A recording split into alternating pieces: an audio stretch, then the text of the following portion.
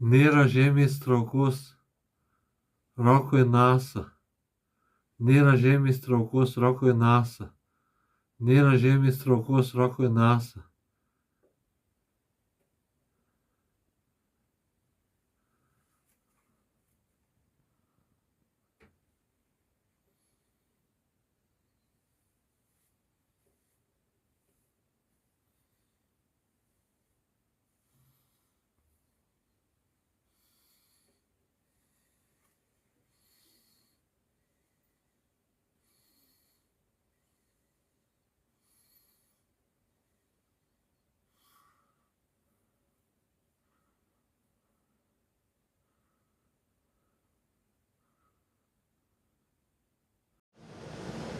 Hello, I'm Sunny Williams. I'm up here on the International Space Station.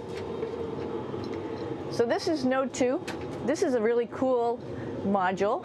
Of course, most of these modules you'll see they have 4 sides and they're put together. That way we could sort of work on a flat plane, either a wall, a floor, another wall, or the ceiling. But you know, again, all you have to do is turn yourself and your reference changes. The reason I'm bringing that up is because this is where 4 out of 6 of us sleep. And so people always ask about sleeping in space. Do you lie down? Are you in a bed? Not really, because it doesn't matter. You don't really have the sensation of lying down. You just sit in your sleeping bag. So here's one sleep station right here. I'm going in right now. You can follow me if you want.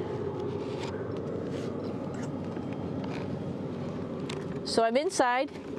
It's sort of like a little phone booth, but it's pretty comfy. I've got a sleeping bag right here that we sleep in, so we don't have sort of like a little bit of a cover. We don't fly all over the place. But you know, you can sleep in any orientation. I have it sleeping, feeling like I'm standing up right now, but like you saw, I'm on the floor. But it doesn't matter if I turn over and I sleep upside down. I can't have it, I don't have any sensation in my head that tells me that I'm upside down, so it really doesn't matter. The sleep station is also like a little office. We've got a computer in here. As you can see, we've got a couple little toys. I've got some books. I've got some clothes and other things that make it sort of like home. I'm coming out. And just for reference, that's one sleep station. This one's another. Right here. There's one on the ceiling, if you want to call it. Right here. And then there's a 4th on the other wall over here. So all of us sleep in a little bit of a circle. All right, come on back. There's more to show you.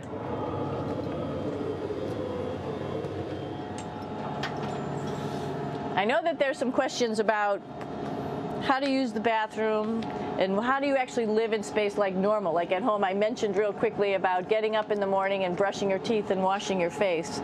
Well, how do you do that?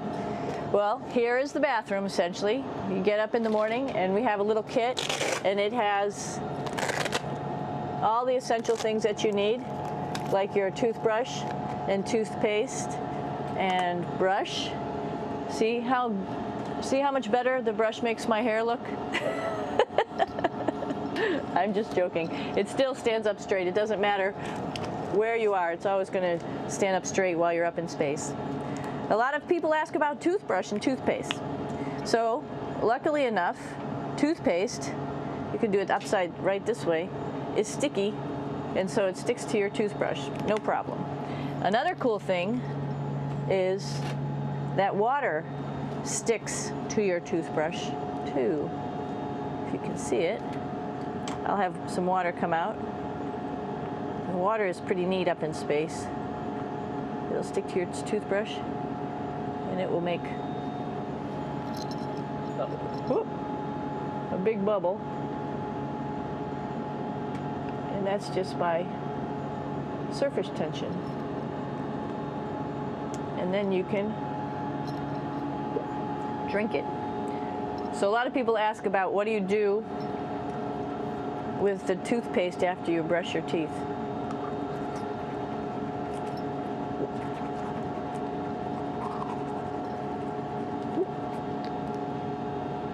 two options. Swallow it, and it's sort of like mouthwash, but it tastes a little gross. Or you can just spit it out in a paper towel, and then you don't have to worry about it. Swallowing thing I wouldn't recommend at home. I'm only up here for 4 months, so it's not that bad. One of the most pressing questions about living in space, of course, is the bathroom. So let's take a look at that little piece of work.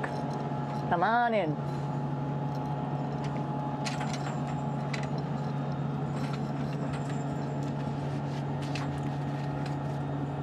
Here we are at the throne. This is awesome. You might see the little, you might have noticed the little moon on the outside. This is our orbital outhouse right here.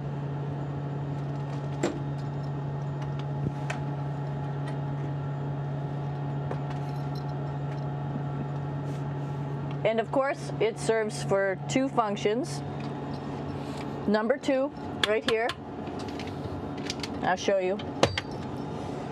But you see it's pretty small, so you have to have pretty good aim, and you be ready to make sure things get let go the right direction. And it smells a little bit, so I'm closing it up. And that's, of course, for number two. And this guy right here is for number one. So they're sort of two slightly separate functions, but you can do a little, essentially both, by hanging on right here and doing number one and number two. I might add it's color coded, so you really don't get it mixed up, which is nice. This is yellows for number one. And also, there's a selection of paper. People always ask about toilet paper. What do you do with toilet paper? What kind of toilet paper do you have? We have gloves, just because sometimes it does get messy. We have some Russian wipes, which are a little bit coarse if you like the coarse type of toilet paper. We have some nice tissues, which are nice and soft if you like soft toilet paper. We have Huggies, just for any cleanup. You know, we were all babies once, and this sort of helps. And then if things get really out of control, we have disinfectant wipes, just to make sure we clean up here. Because, you know, just like the water I showed you, the number one stuff can sort of go all over the place if you don't aim correctly. And did I mention both of these have a little bit of suction, so they should keep things going in the right direction. But like I said, sometimes things get a little out of control if you are out of control yourself flying around. So we have lots of protective stuff. And of course, you do have your privacy. There's a little door, so other people know that you're in there. Here's a pretty cool place. This is sort of like in your house where everybody meets in the morning. After you wash your face, brush your teeth, you want to find something for breakfast. And this is our kitchen. You might notice there's all sorts of foods here. It's like opening the refrigerator. You got all your different stuff that you want to have: drinks, meats, eggs, vegetables, cereals, bread, snacks. And that's a good place. That's where you find all the candy. Side dishes, and then some little power bars just in case. So we have all this type of food. Some of it is dehydrated, and so we have to hydrate it, fill it up with water. Some of it is already made, and then all we have to do is heat it up. So something like this, I'm pulling out barbecued beef brisket. Pretty yummy. Not only is this food made in the US, but we also have food here from Japan. We've got Russian food. As you can see, all these red containers are filled with food that's from Russia. And then we get some of our specialty stuff, some things that we like, some of our favorite stuff that your family can send up. In fact, I like fluffernutters, and so I got sent up some fluff so I could make my fluffernutter with peanut butter. So you have a lot of food up here, no problems.